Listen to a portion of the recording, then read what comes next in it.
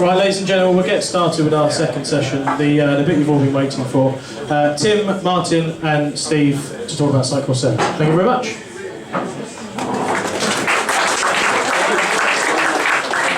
Thank you very much. I think I'll start off by just saying it's an absolute pleasure for us three to be here. We haven't really come far. Martin and I are in Copenhagen, Stephen's in Bristol, so he's the worst of us. I'm just so excited about this release. We spent some time today showing this to the MVPs in a really, really deep session, deep technical session.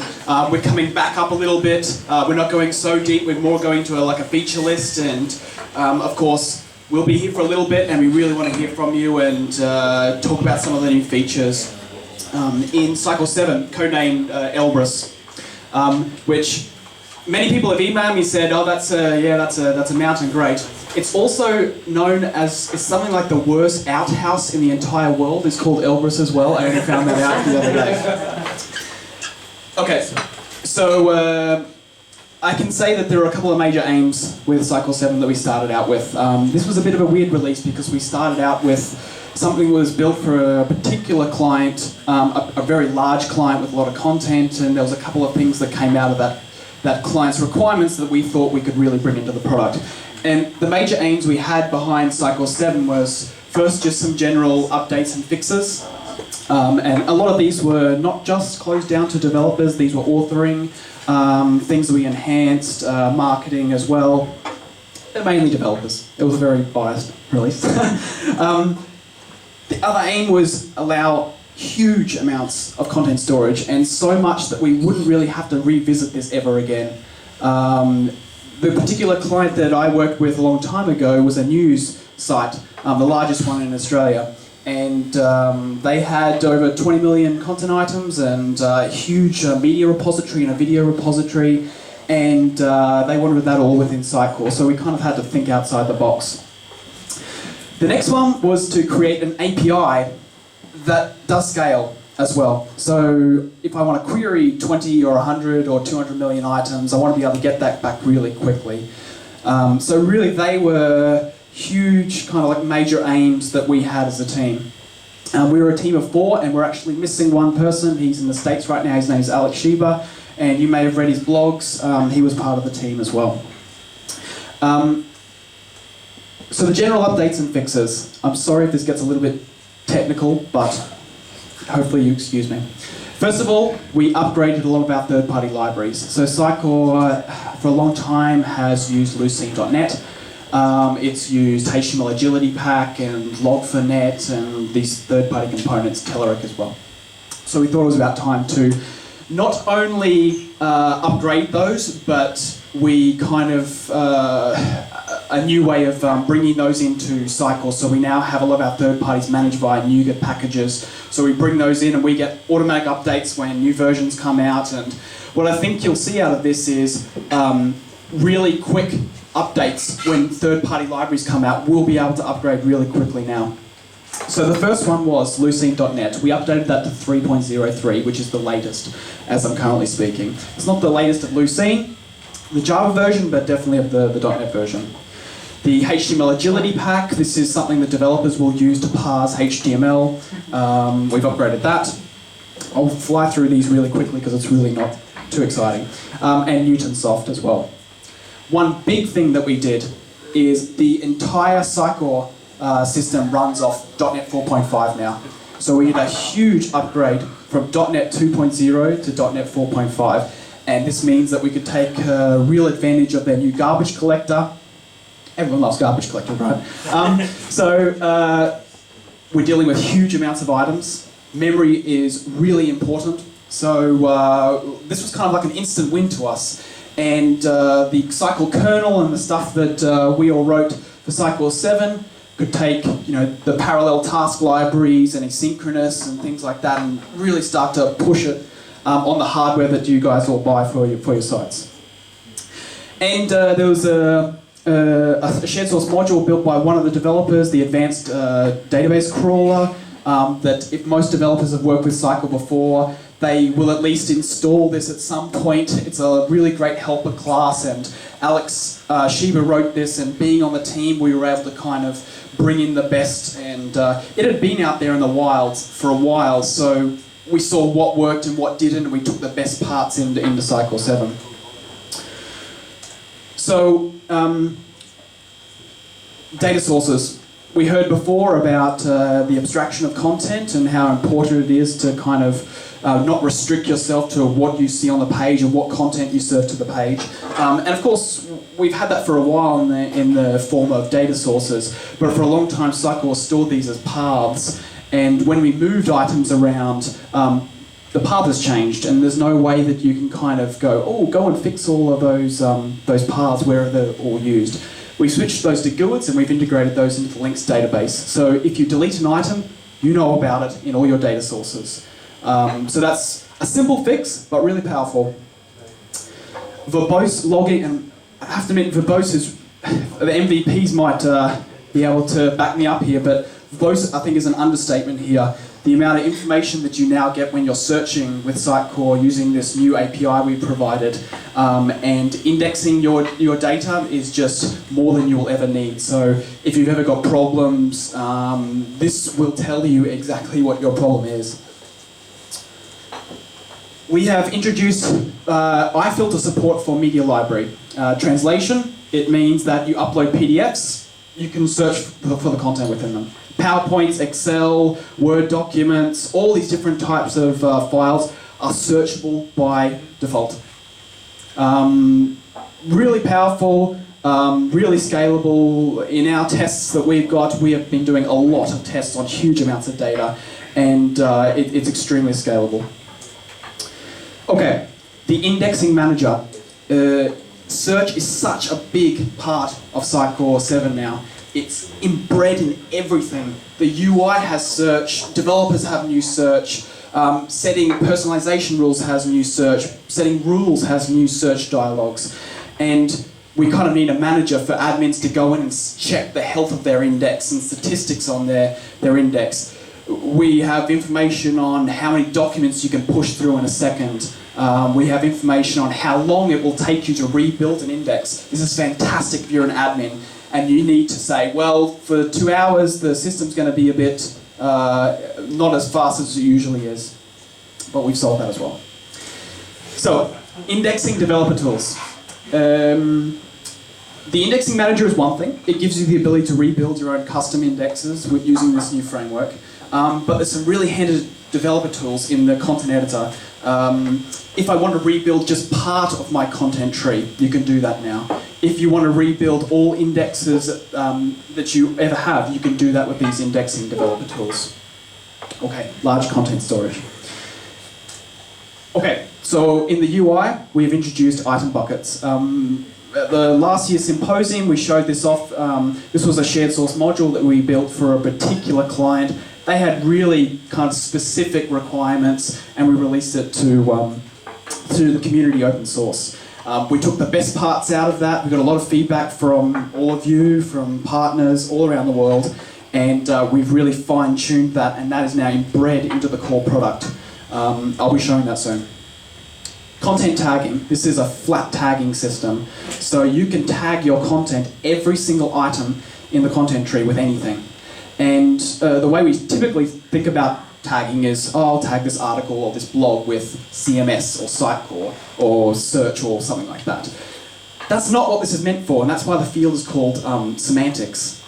Semantics is you use this tagging system to build relationships between items. I can do something like create a tag, work in progress, and I can tag the items that I'm working on that day and simply bring up a list of, oh, okay, give me everything that's tagged with my work. Bring that back as a list, action it, keep going. So that's now inbred into the product as well. Content faceting, so the ability to search within your editor screens and to be able to drill down with facets. If you see e-commerce sites before, you'll be used to this, drilling down by price, by the date they've been created, by template, and you can add your own really easily as well. So there's new search screens everywhere. I'll show you that really soon. And I think, when was it? 2 weeks ago. I was in Ukraine and I gave an MVP online webinar, and the first point I said was this was a developer release. And then someone emailed me and said, actually it's really not. There's a lot of things for authors as well. I'll be demoing that. These guys will be talking more about the back end. So, you can set facets per item within the content tree. So media library, it would make sense to facet on image size, image dimensions, articles, it wouldn't make sense for that. But they have other facets. You can set these facets per item.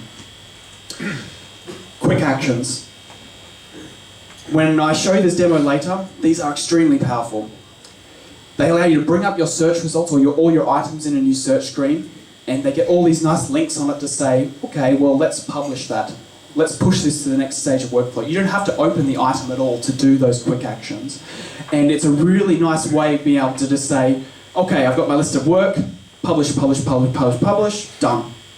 Okay? All data really needs some context. So we've introduced this idea of views within the content editor and the page editor.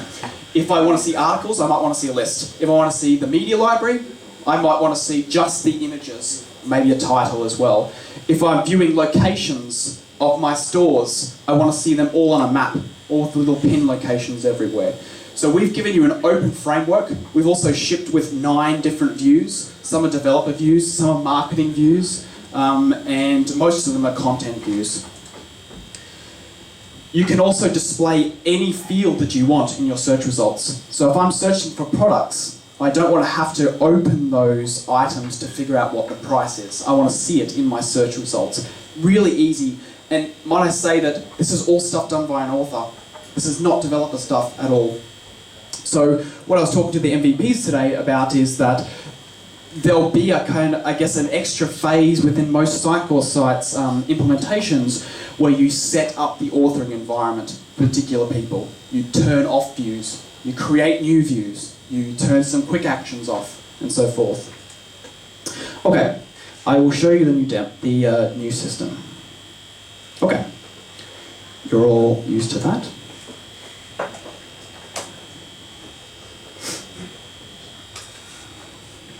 Okay, so if I open the content editor, straight away I see my new search screen. Okay, so this search screen is available absolutely everywhere. For this particular demo, I've just got a filter that's predefined to bring back all content that is English. I'm sorry.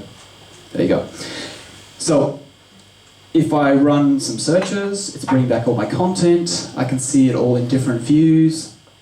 I can see items that are locked. I can see just the media view. I can actually, this is a nice one, this is a preview view. So I can see all my search results, how it will look like on my website. And all these are items that are just existent in this little item over here. Now, this item over here is an item bucket. And the idea behind an item bucket is that you don't need hierarchy. You want some common repository where you just dump content. It doesn't have a parent-to-child relationship. If I want to dump all my products into one place and fetch it out in other different ways, such as by tag, by name, by price, that's where not only the UI comes in handy, but this new search API comes in handy as well. So it might be kind of hard to see, but let me... So could you just zoom out on the projector? You're missing half the left-hand side of the screen. Big black line in the middle. But I can kind of do this. No, I did that part. It was just timing. So this item here, this is a bucket. I could have 60,000, 1 million, 2 million items under here, but I don't see anything here. Instead, what I do is I use my new search screen to bring back this content. And I can do full text search. I can use the inbuilt filters. So if I wanted to say where you start on this date, it will bring back my items as well. And there's lots of different filters. There's things for basically templates and author lookups, and you can build your own as well. I think that one thing that Sitecore has always kind of be proud of is that we build a very extensible system. It's not shut down to just the stuff that we provide out of the box. And I can do lots of things on this. I can drill down over here with my facets, so it's breaking up all my results into different facets. These are just some of the default ones that come with the system. I can do things like give this drop down, search operations, and I can run operations over all this content. So I can add a tag to all this content, I can clone all this content, I can delete all this content. Of course, I'm logged in as an admin, so I can do this. But for example, as a marketer, I'd like to apply bulk profiling to all these items, campaigns to all these items. This is an open framework, you can do anything with this on bulk items. I said bulk items very many times then. So, when you open results, such as if I bring a list, I just open these up, and I can have multiple items open in tabs across the content editor. And the fantastic thing is that these persist. If I go over to the media library, those items are still there for me. I can still reference back to them. If I go to search the media library, as I showed you before, it makes sense to have different facets here. I've got things like file size that I can drill down to. I can then bring back extra large photos and then just open those items. There is so much to this new UI. I'll give you another example. We heard a talk before about getting more used to the page editor and the power of the page editor. If I've got a control here, I can just go up, set a data source, and now I can build a query to bring back many content items to act in that as data sources in that presentation component. So in this particular case, I'm saying just bring me back everything that contains the word things in it and use that to populate this content. But I can do much more powerful things. If I close this down, let's just do that again.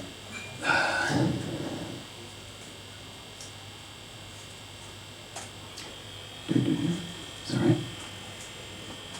Okay, so as a developer, we have a lot of a control over kind of Boolean operations, like give me everything where it's based off this template, or it contains this, and it contains this, but it doesn't contain that. Now as an author, you have that as well. So all you have to do is click on this little icon and say, bring back everything that does not contain the word things in it. So you can imagine that the more you build up this query, the more kind of refined you can bring back your list of content. And that will just kind of, if I search and click OK, that's really what brings me back these items to act as data sources for this control. How am I going on time?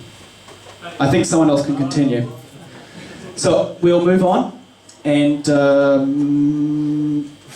Stephen or Martin, I can't remember.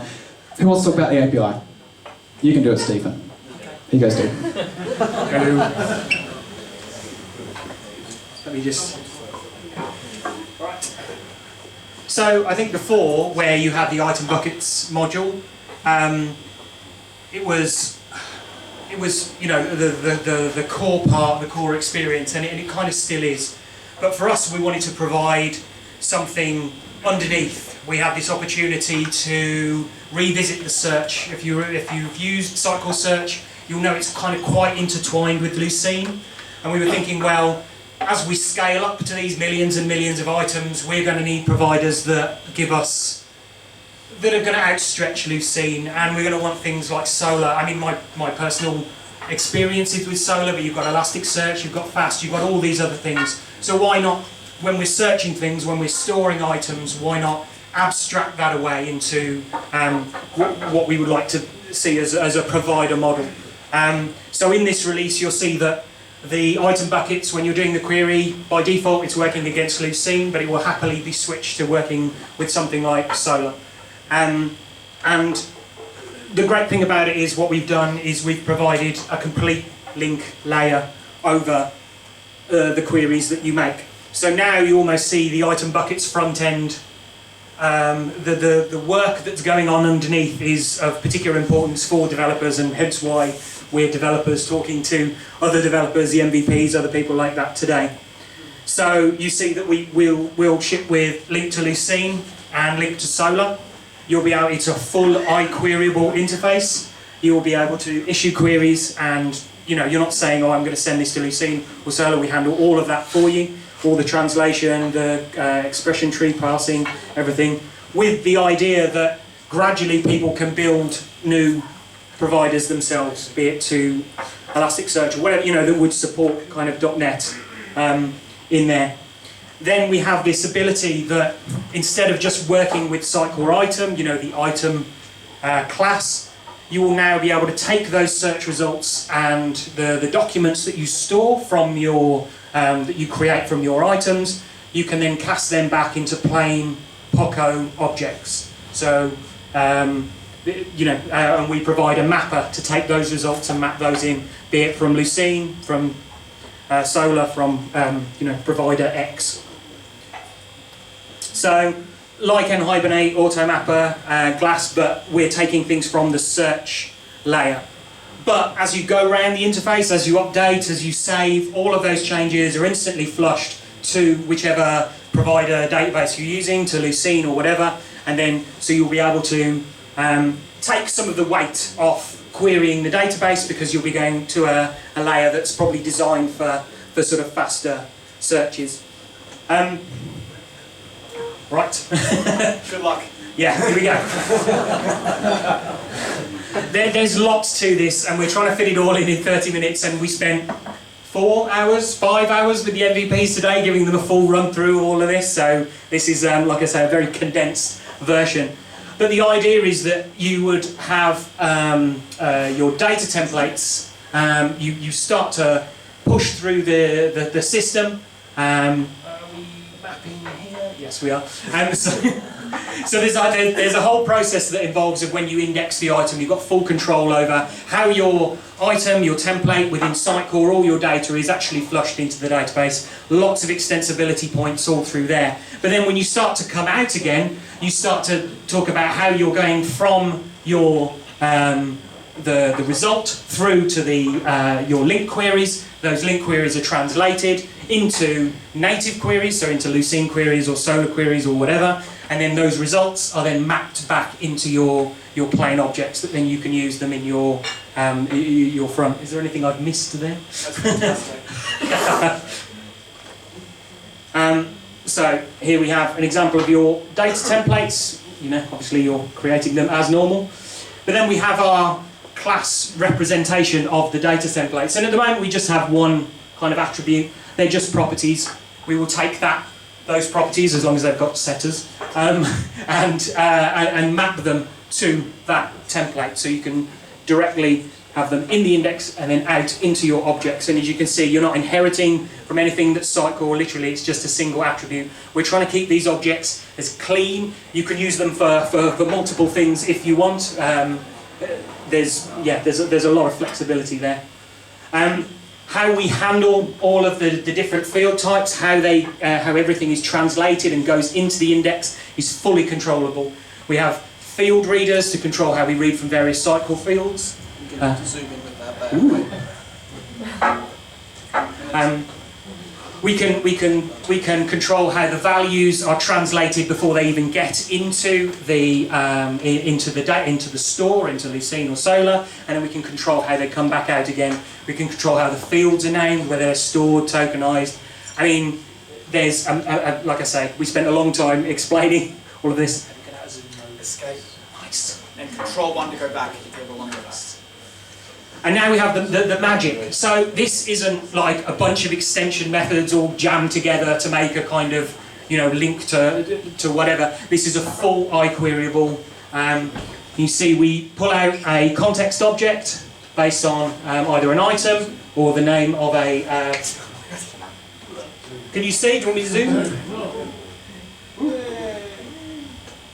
want to scroll around? Yeah, I'll point to various things. Teamwork. So we pull out a context.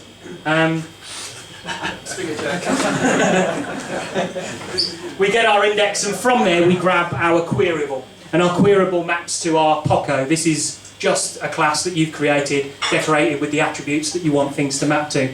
And then we can start work on here. So we can say, where template name is whatever. We've got ranges, we've got numeric ranges, date ranges. We handle the full control here. We've got pagination, like I say, we support between date times, everything like that. But the great thing we also support is projections, so you can actually take your large class and then you can project it down into a smaller anonymous type if you want, just for that. There's a whole bunch around all of this, and yeah, there's a lot to go through, but it is incredibly powerful, and like I say, completely sort of provider agnostic. The expression tree gets translated into an intermediary layer, where then it gets turned into a native query. But all you need to know is you can switch between these providers, and all your queries and everything like that stay exactly the same. So then we have Sitecore Hydrate or Fusion or document to object mapper, and this is just literally how we start to populate the objects. As long as you've got public settable properties, we will go in. I mean, there's a lot about this. So the reason why we've been here today as well to meet with the MVPs is there's going to be a lot of blogs, a lot of explanations about these features. We're never going to be able to cover as much as we want to in here. We want to get you guys, you know, to know that the underpinning of the UI, the UI obviously to give people a better experience, and then we've got this core, extensible, scalable search underpinning all of these things. So as your content expands, you know, you can happily expand with it, and yeah, and we like Link, so we've been waiting for that for a long time. So yeah, I think that's my rambling over with.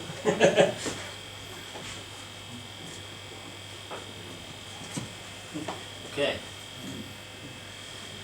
Okay. So all the link stuff, that's fantastic, but of course we have added some more controls for how content is being indexed, and we have, I think it's 5 different strategies for updating the indexes, and by default we run with an asynchronous one, so we'll update the indexes in small batches every 5 seconds. I think it was default. Just hold the mic a bit closer, we can't hear you. Oh, sorry. And we have a asynchronous one. So when you press save in the content editor, it will automatically go and update the index right away. We have a remote index update. So when you publish items, it will automatically go and update indexes on remote servers. Yeah. Do you list? Yeah. Okay. A synchronous one, an event-based one. So yeah, it will just replay the event queue, and it will act on publishing and updates and deletes. And of course, when you rebuild an index, what we've done before is just scrap the entire index, and while you're indexing, you kind of don't have any search results. So we added a different rebuilds options where you can switch around. You have 2 indexes basically. So we build a new index in the background and switch them around afterwards. And of course, the standard Lucene implementation and so on, it's stored on disk, but sometimes you might want to store an index in memory. So you could take a subset of a content tree and index it into a memory index, so it will be really, really fast.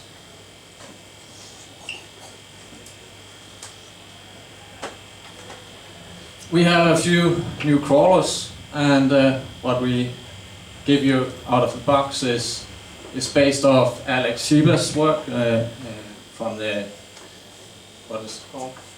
Advanced Data Crawler. Yeah, we took his stuff and kind of went with it, and yeah, we have two versions of this, one for Lucene and one for Solar.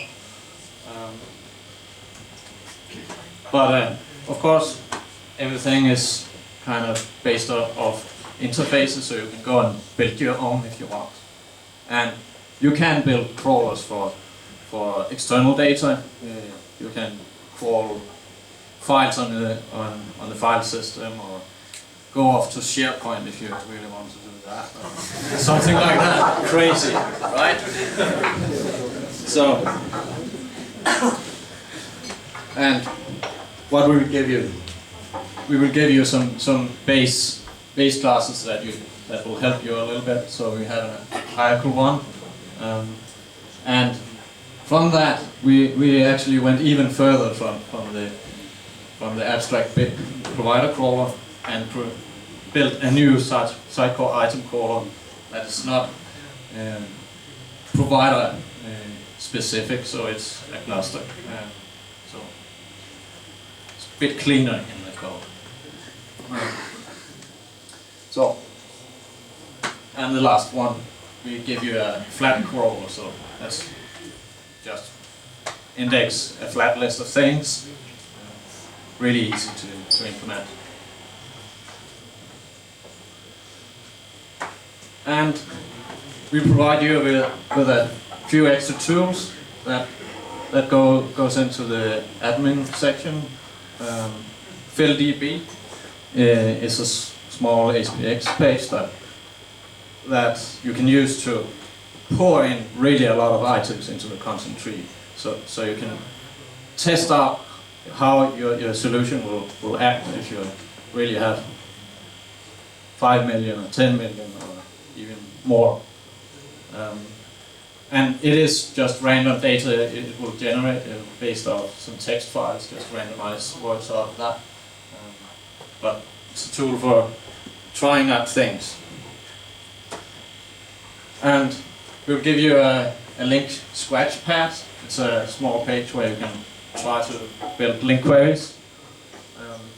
Of course, it's kind of compiling code on the server, so don't put it on production servers. But easy to test things out. And of course, Tim has already mentioned, we really have a lot of logging. So don't turn it on production servers. Really, we run out of disk space really fast.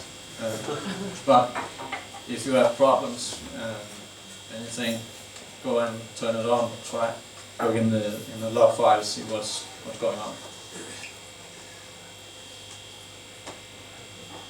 Okay. So in the indexing process, we support static boosting of items, and it's integrated with the rules engine, so you can get containers and so forth. Go and build up the rules for boosting the new fantastic products they want to promote in searches. So.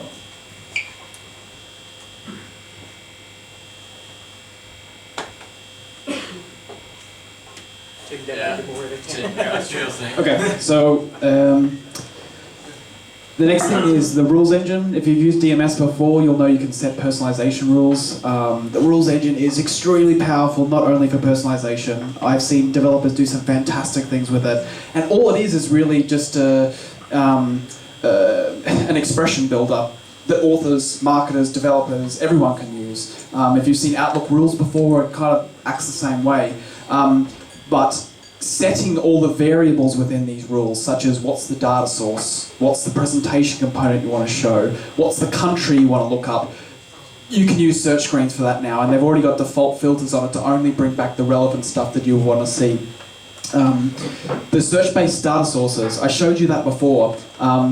When you're a typical pattern that I would see is that when you build a presentation component in Sitecore, you hook it up to a single data source.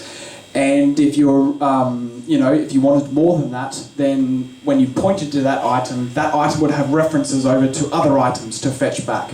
But I kind of see that as, a way of dancing around the problem is I just want to get a list back. I just want to get a list back of items, and there's some way that an author can specify that, or a marketer. So that's extremely powerful for authors to be able to say, okay, I'm going to look up all my products that are on special that are over $600 and that I created recently. Put that through to that presentation component and show that. And as I mentioned before, the bulk operations. So if I want to load up a list of products and say, I want to enroll you all in this campaign, or I want to put you all in a list to go in an email, anything done bulk. If you've worked with Sitecore before, and that's I guess why you're here, redundant question of the day, is you can only select one item at a time within the content editor. But a lot of the times you want to do bulk things. This is the way to be able to do that. I can show you some metrics. Our testbed was actually 100 million items, but of course, simple maths. Indexing 10 million items. On Sitecore 6.6, it would take about 27 hours to do this. And it was doing a lot of lookups and links and things like that. It was also working on an older version of Lucene as well. In Sitecore 7, with Lucene, that will take 98 minutes. And with Solar, it takes about 70 minutes. For searching 10 million items, in 6.6, it took 3.9 seconds, and this is just a simple full text search. I got some timeout, for example. In Sitecore 7, it takes about 0.3 of a second to go over or go to the index of 10 million items and fetch the data, including the facets that you see in the UI as well. And we've put a lot of smarts into the API to kind of limit the talk or the chatter that happens between the client and the server. So you can go off and fetch just the results, or just the facets, or both in the same call. And that's what allows us to be able to get these times. So for more information, I can say we are avidly behind blogging about and spreading the word of, you should really get into Sitecore 7 when it's released, of course. This is the Twitter tag. We have blogs on Sitecore.net. There's MVP blogs out right now, and we'll actually be doing a lot of Google Hangouts, and we promise we won't use the faces that you can put over yourself.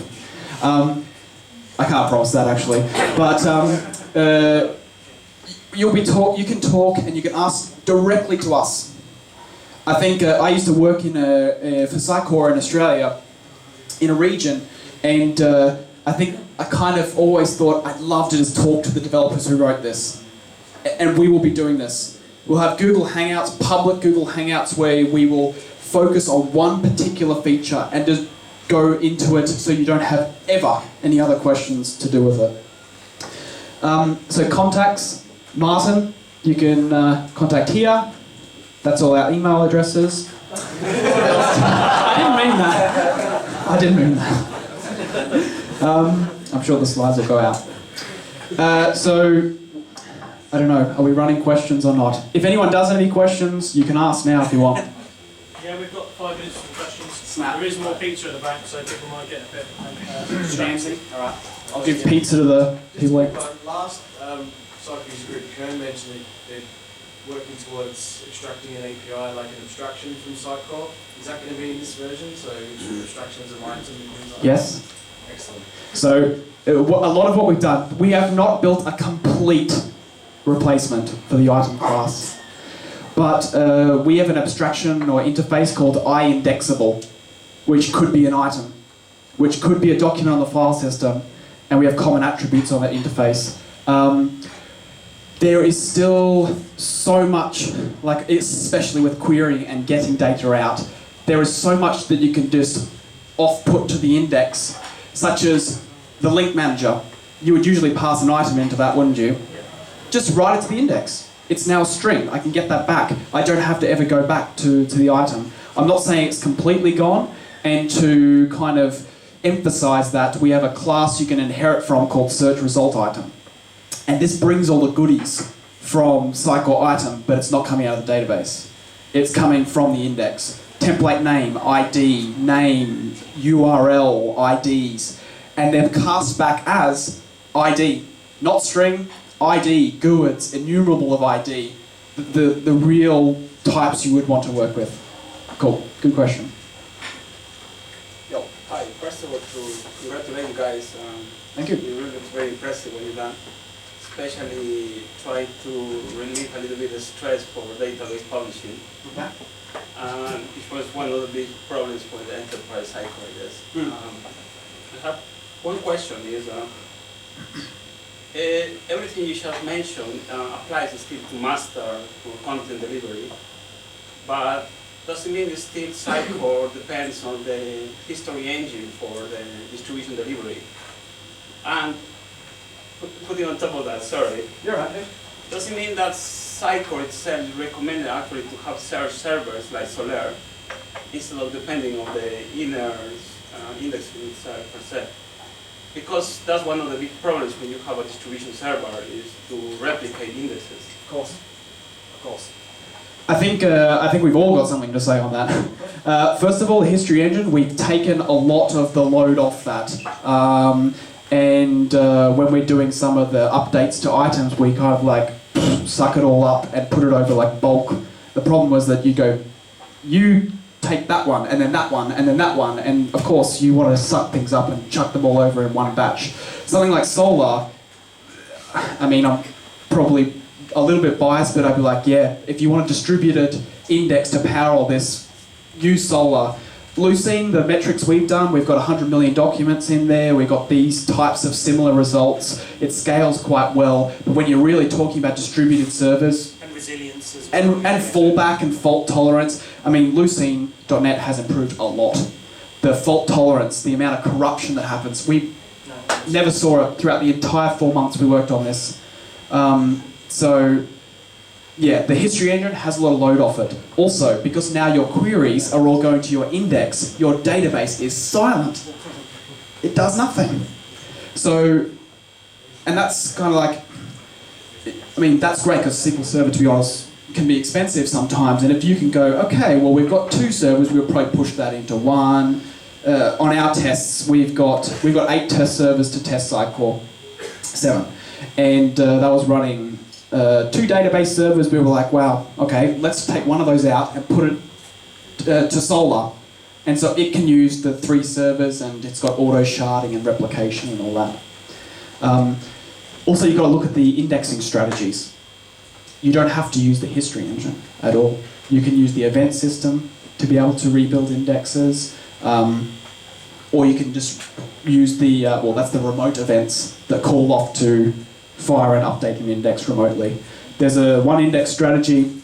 We showed the MVPs today, which was called remote rebuild, which allows you to rebuild on one authoring server, and it triggers rebuilds on all the others as well. Direct rebuilds. So there's a lot of work we have done there as well. The history engine is not gone, however.